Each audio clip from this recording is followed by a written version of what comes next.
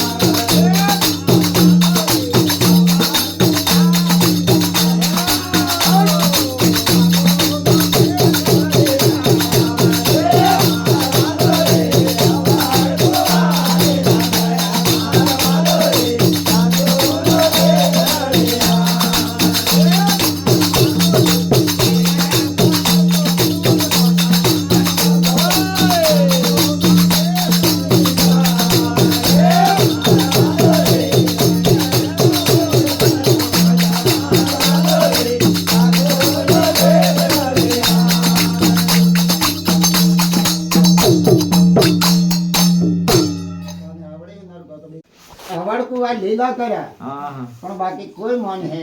ને એની વખતે જલે હું માને ટાટા કુંડ બનાવ્યા કોઈ વાગતો થઈ કુંડ એણે દમ થકી ભગવાનની શરૂઆત કરી અમે જાણી વડોલીની ભાઈ કાપી પાઠ હાટ પૂરીને બેઠા હા હા રવાલો રે ઘરે ઘરે માર ગંગો હાથે મારો વાલો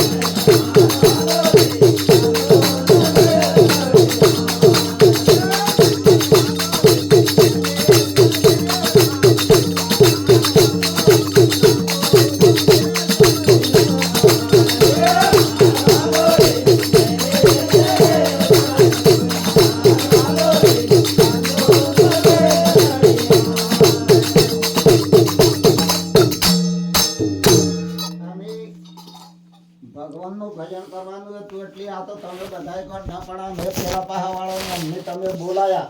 હા આવી રીતે ભગવાન વડોલીમાં જા પાઠ તો ગણે નેનભાઈને ઘેર જ પૂરેલો હતો હા હા પણ આ કોઈ ઘર બાચી રહ્યું બધે ઘેર બધે ઘેરે ઘેરે પાઠ ઘેરે ઘેરે વાદળો ગુમાય ઘેરે ઘેરે મરદંગો વાગે અમે સવારમાં ઉઠીને વડોલીની પોણી